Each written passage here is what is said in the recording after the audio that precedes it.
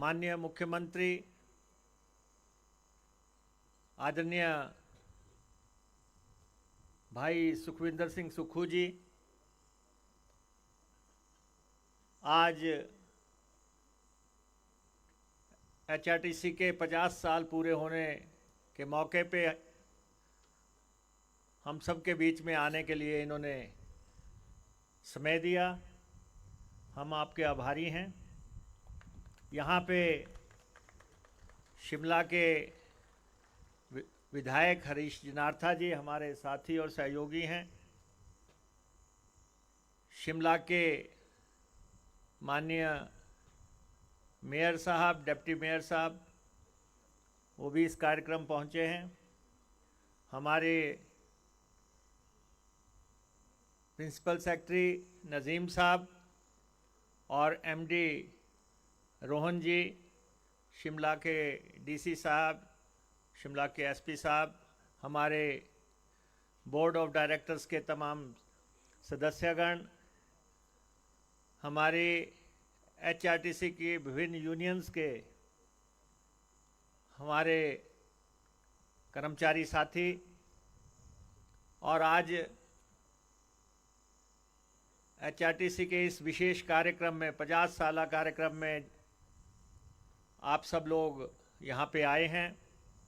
हम आपका स्वागत भी करते हैं, अभिनंदन भी करते हैं। और हमें आगे कैसे बढ़ना है, एक रोड मैप जो है हमें तय करना है। 50 साल का हमारा सफ़र कैसा रहा और आगे का हमारा सफ़र कैसा रहेगा।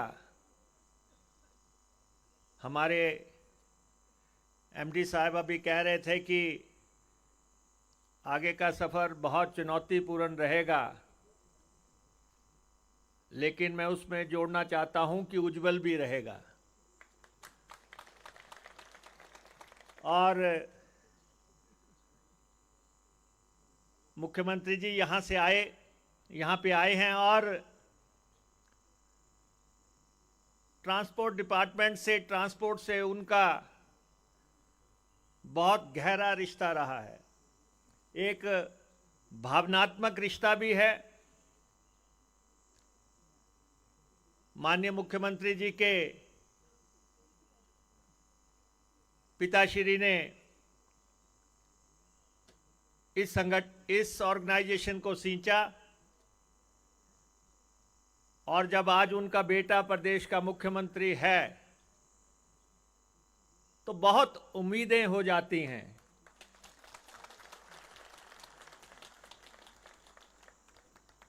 क्योंकि ऐसा मौका बार बार नहीं आता है। दो लोग यहां बैठे हैं, मुख्यमंत्री जी बैठे हैं, जिनके पिताजी आपके साथी रहे। हमारे एमडी साहब के पिताजी, उन्होंने यहाँ पे सर्विसेज दी, और सबसे महत्वपूर्ण तो यह है कि 24/7 जो है, 24 घंटे सातों दिन जो ऑर्गेनाइजेशन अपनी सेवाएं दे रहा है पिछले 50 साल से लगातार, उस ऑर्गेनाइजेशन, ये भी एक आपात सेवा ही है। आप लगातार देखते हैं कि हमारे कर्मचारी पंडाल में बैठे हुए हैं, लेकिन उनकी चिंताएं रूट चलाने की हैं। बस लेके जाना है, उसके साथ जाना है। और यहाँ पे ऐसे कर्मचारी भी अभी सामने आए जिन्होंने अपने जीवन काल में कोई छुट्टी नहीं ली, 25-25 साल से गाड़ी लगातार चलाई है। तो हमें बड़ा गौरव है हमारी एचआरटीसी पे, और ये एचआरटीसी हिमाचल प्रदेश के लोगों के दिलों के बहुत करीब का संगठन है। शायद ही हिमाचल का कोई ऐसा व्यक्ति होगा जिसने एचआरटीसी में सफर ना किया हो, जिसने इसकी सेवाओं का इस्तेमाल ना किया हो। हमने खुद एचआरटीसी में बहुत सफर किया है। यूनिवर्सिटी में थे, एचआरटीसी ही ऐसी संस्था थी जो हमें घर से शिमला पहुंचाती थी। और अभी 20-25 साल पहले जब हम दिल्ली नौकरी किया करते थे तो एचआरटीसी ही थी जो हमें शिमला से दिल्ली लेके जाती थी। तो इसलिए रोजाना 6 लाख लोगों को जो है सफर करवा रही है, उस संगठन का नाम एचआरटीसी है। जो 20 करोड़ किलोमीटर चलती है वो एचआरटीसी है। मैं माननीय मुख्यमंत्री जी का आभारी हूं कि लगातार वो हमारी मदद कर रहे हैं, लगातार हमारा सहयोग कर रहे हैं। आज के इस कार्यक्रम में हमारे कर्मचारी यूनियंस के नेता, उन्होंने भी विचार रखे। हम लोकतंत्र को मानने वाले लोग हैं, हम यूनियंस को मानने वाले लोग हैं।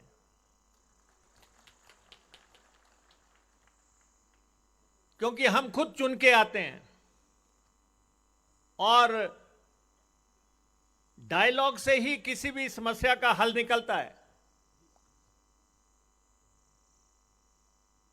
और आप इतनी संख्या में यहां पे बैठे हैं, आप ये बता दें कि क्या हमारी सरकार ने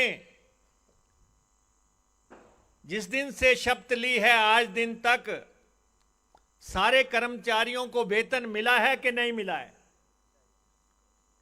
कई लोग बोलते हैं एचआरटीसी के लोगों को वेतन नहीं मिला। अरे, हम वेतन देने के लिए एक दिन के भी डिफॉल्टर नहीं। आज हर एचआरटीसी कर्मचारी को हम वेतन दे रहे हैं। ये हमारी गवर्नमेंट की सबसे बड़ी सफलता है। हम अपने कर्मचारी को पेंशन दे रहे हैं और बता दें कि हम पेंशन में कहां डिफॉल्टर हैं।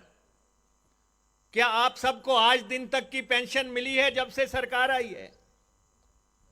तनख्वाह आपको हमने दी, पेंशन हमने आपको दी, परिस्थितियां किसी भी तरह की हो, लेकिन मुख्यमंत्री जी की मेहरबानी हमारे पे रही। और आज हम मुख्यमंत्री जी से नहीं, प्रदेश के वित्त मंत्री से बात करना चाहते हैं, जिनके पास खजाने की चाबी है। हमारे कर्मचारी, आपको मालूम होना चाहिए कि एक रूप इनका मुख्यमंत्री का है, एक वित्त मंत्री का है। तो हमने आज वित्त मंत्री को बुलाया है।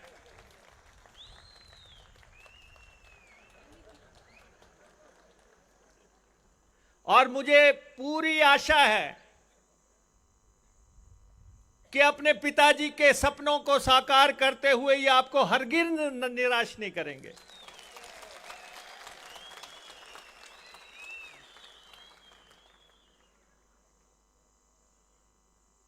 इन्होंने, ऐसा नहीं है कि हमारी मदद की। अभी जो इलेक्ट्रिक बसें आ रही हैं उसका 327 करोड़ रुपया इन्होंने हमें दिया। ये हो रहा है कि हम कर्जा लेके बसें नहीं ले रहे हैं। इन्होंने हमें एक मुश्त 327 करोड़ रुपया दिया है, तो उसके लिए आप इनका आभार जताएं। इन्होंने हमें चार्जिंग स्टेशन लगाने के लिए और कार्यशालाओं को ठीक करने के लिए 110 करोड़ एक मुश्त दिया है, उसके लिए भी आप इनका धन्यवाद करें। देखो, हम नाशुक्रे लोग नहीं है एचआरटीसी के लोग। जो हमारे लिए हो रहा है हम उसकी बात भी कर रहे हैं, जो हमारी उम्मीदें हैं उसकी बात भी हम इनके समक्ष करेंगे। और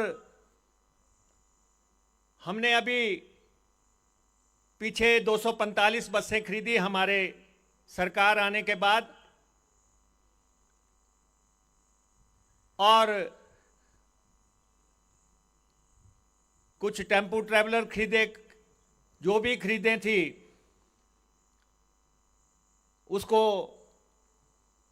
इजाजत दी गई सरकार द्वारा। लेकिन अब समय आ गया है। अभी हमारे कर्मचारी संगठन के लोग कह रहे थे कि जी हमें भी 28 को तनख्वाह और पेंशन दे देना। ये तो मुख्यमंत्री की चुटकी की बात है।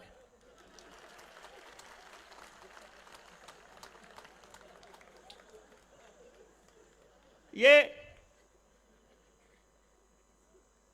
आप कह रहे थे कि कर्मचारियों को 4% महंगाई भत्ता दे दिया, तो ये तो मुख्यमंत्री जी जानते हैं कि देना है।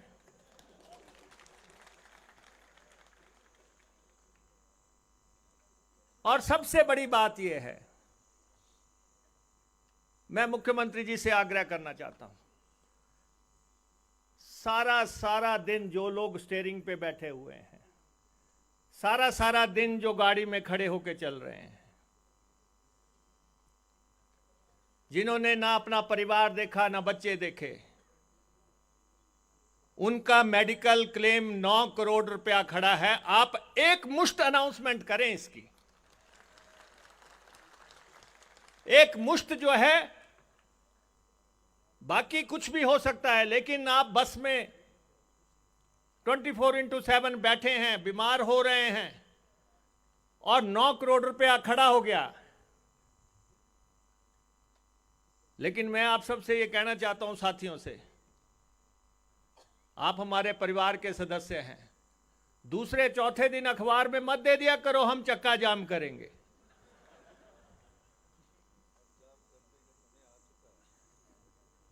सरकार को आपको भी सहयोग करना। जब सरकार आपकी है, कर्मचारियों की सरकार है, अगर आपको ओपीएस दिया तो किस सरकार ने दिया? जो हमसे पहले वाले थे उन्होंने तो कह दिया था कि ओपीएस दिया ही नहीं जा सकता, संभव ही नहीं है। हमने हिमाचल प्रदेश के कर्मचारियों को दिया तो मुख्यमंत्री जी ने एचआरटीसी के कर्मचारियों को भी ओपीएस देने की इजाजत दी। यह बहुत बड़ी बात है। आपका जीवन सिक्योर करने के लिए अगर एचआरटीसी को ओपीएस दी गई है तो आपको धन्यवाद ही होना चाहिए।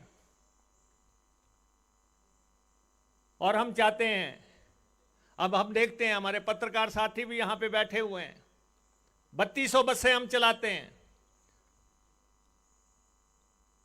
इतना बड़ा ऑपरेशन जब चलता है, कहीं भी एक बस खराब हो जाती है, कहते जी एचआरटीसी की बस को धक्का लगाया जा रहा है। मेरा इनसे भी ये कहना है, एचआरटीसी की यहां की लाइफलाइन है। एचआरटीसी की छवि में कहीं भी जो है आंच नहीं आनी चाहिए।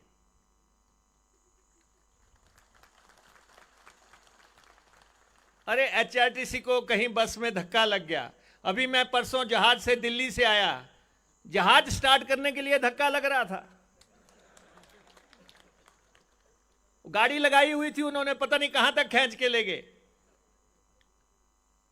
ये तो प्रदेश के दूर दराज दुर्गम इलाकों में सेवाएं देते हैं, और जब हम वीडियोस देखते हैं उनको देखने से ही दिल दहल जाता है कि कैसे गाड़ी लेके गया होगा ड्राइवर। लेकिन एचआरटीसी का ड्राइवर हिंदुस्तान के बेहतरीन ड्राइवरों में से एक है।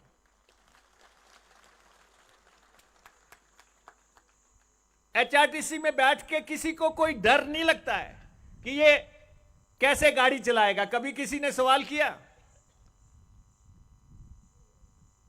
और हम अभी ड्राइवर्स की भर्ती कर रहे हैं, 350 नए ड्राइवर्स एचआरटीसी के बेड़े में जुटेंगे।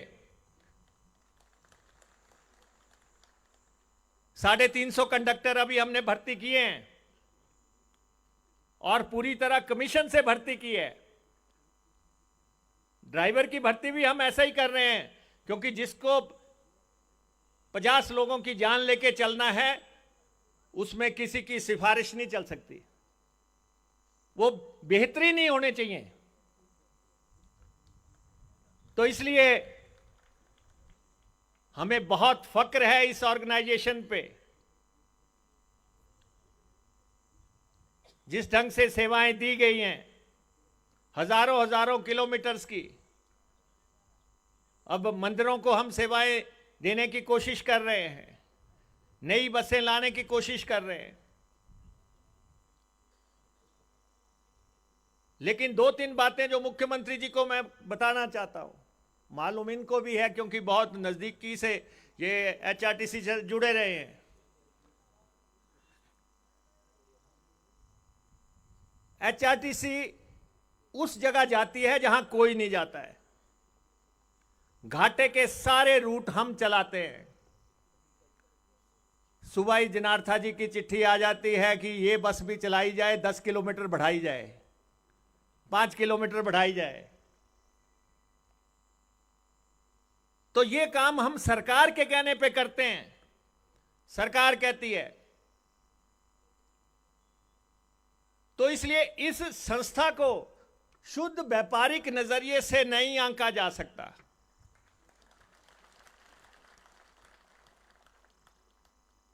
ये संस्था वेलफेयर के लिए काम कर रही है, प्रदेश के लोगों के वेलफेयर के लिए यह संस्था काम कर रही है।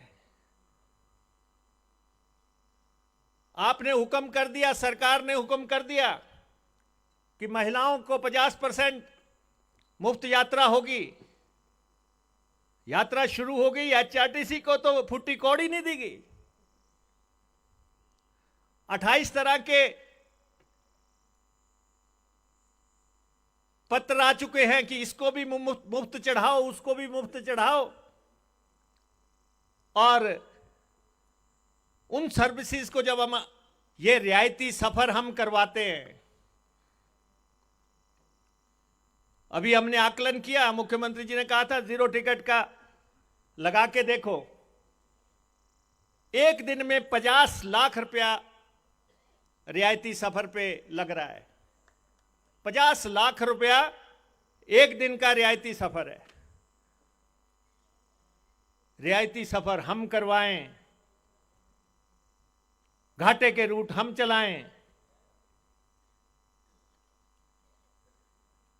और फिर सरकार का हुक्म है कि आपको जो है पूरे स्केल देने हैं, पेंशन देनी है, भत्ते देने हैं, उसको इंप्लीमेंट किया जाता है। बसें हम खरीदते हैं जब, तो कर्जा लेते हैं। मुख्यमंत्री जी से मेरा आग्रह है वित्त मंत्री के नाते, एचआरटीसी की बसों पे खरीदने पे जितना हमारा कर्जा है एक मुश्त चुका दो।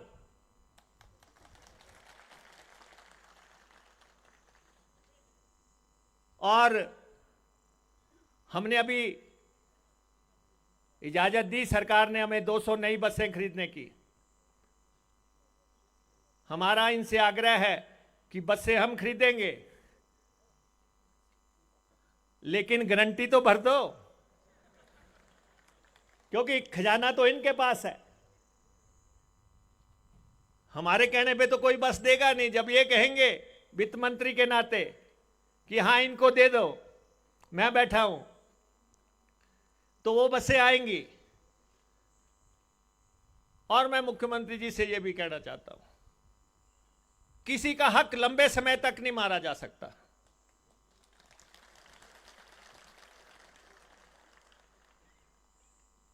ये जो ओवर टाइम है, इसके बारे में आप कोई निर्णायक फैसला कीजिए। कोई निर्णायक फैसला कर दिया जाए। जिन्होंने काम किया है, जिन्होंने रात रात भर बसें चलाई है, उनके ओवर टाइम के भुगतान के बारे में फैसला आपको करना है। वैसे मैं आपको बता दूं, जिसको मुख्यमंत्री ने देना होता है दे रहे हैं।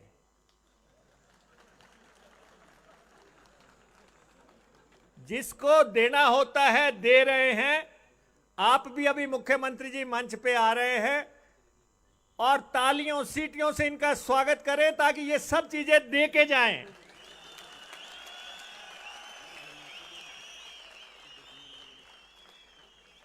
और मुझे पूरी उम्मीद है कि ये 50वां साल गोल्डन ईयर तो है ही, लेकिन मुख्यमंत्री जी के यहां मंच पे आने पे ये और सुनहरा हो जाएगा। ये और सुनहरा हो जाएगा। लेकिन मैं आप लोगों को भी कहना चाहता हूं, एचआरटीसी एक अनुशासनात्मक संस्था है। आपके 600 लोग जो हैं गाड़ी नहीं चलाना चाहते, कंडक्टरी नहीं करना चाहते। आपकी भर्ती ड्राइवर के तौर पे हुई है, आपकी भर्ती कंडक्टर के तौर पे हुई है, और आप कहते हैं जी मेरे को पेट्रोल पंप पे लगा दो, मेरे को खिड़की पे लगा दो, मेरे को दाएं लगा दो, बाएं लगा दो।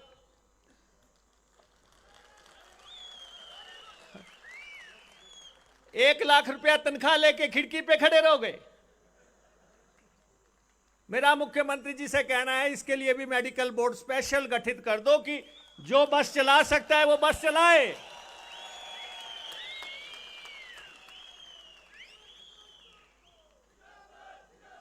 ये और हम ये भी चाहते हैं कि जो लोग बस अड्डों पे बैठे हुए हैं, जो लोग दूसरों की ड्यूटियां लगाते हैं, उनका टेन्योर भी फिक्स कर दिया जाए। 2 साल के बाद उनको हटना ही है वहां से।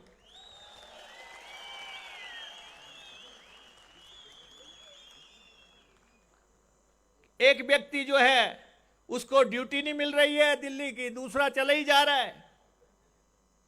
कुछ फैसले तो हमें करने पड़ेंगे। अब मुख्यमंत्री जी कहते हैं महिला कंडक्टर भर्ती कर दो। अरे भाई, महिला कंडक्टर हम भर्ती करते हैं, हम आपके भावना को जो है ट्रांसलेट करते हैं। जिस दिन उनको भर्ती कर लेते हैं, कंडक्टर कहते हैं जी देखो महिला है, इसको बस पे मत चढ़ाओ। अरे भाई, अगर कंडक्टर भर्ती हो रहे तो चढ़ो ना बस पे।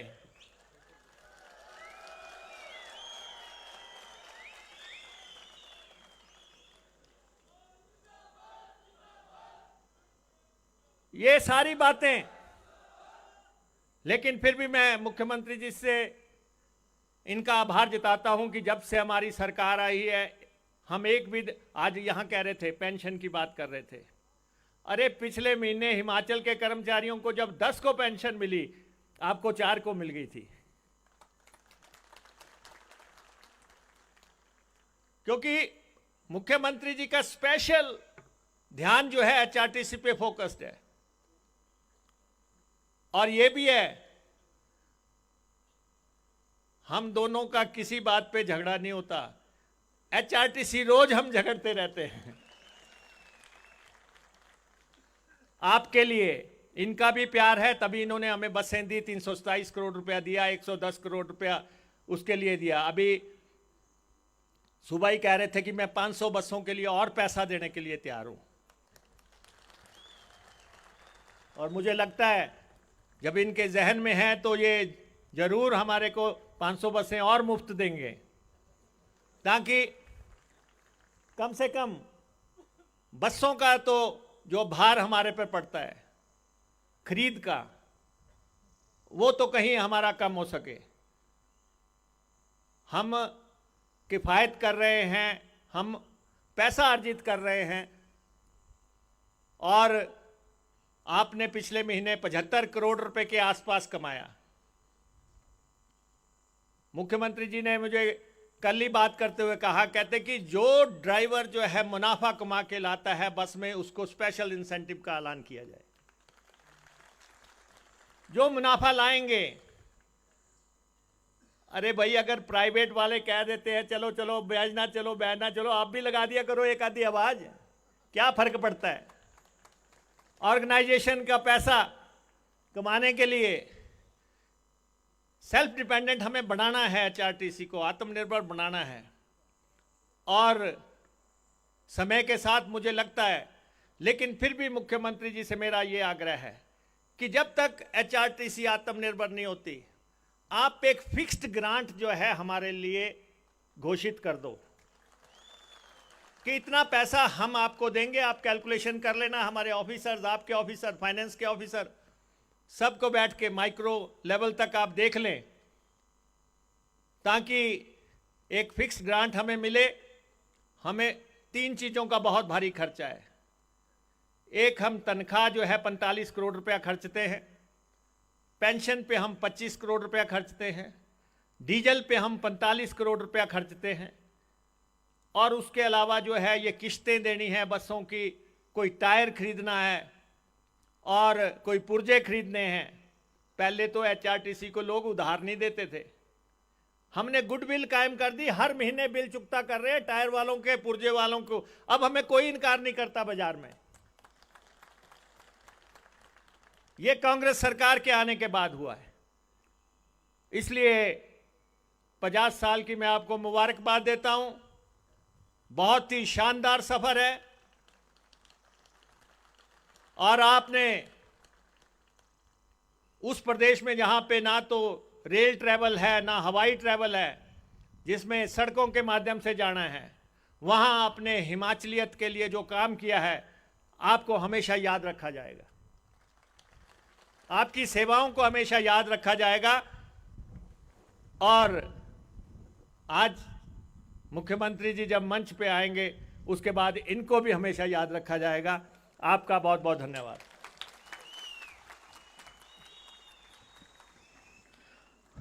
बहुत बहुत धन्यवाद माननीय उप मुख्यमंत्री महोदय जी, आपका बहुत बहुत आभार। एक बार पुनः जोरदार तालियां श्री मुकेश अग्निहोत्री जी के सम्मान में। और अब आप लोग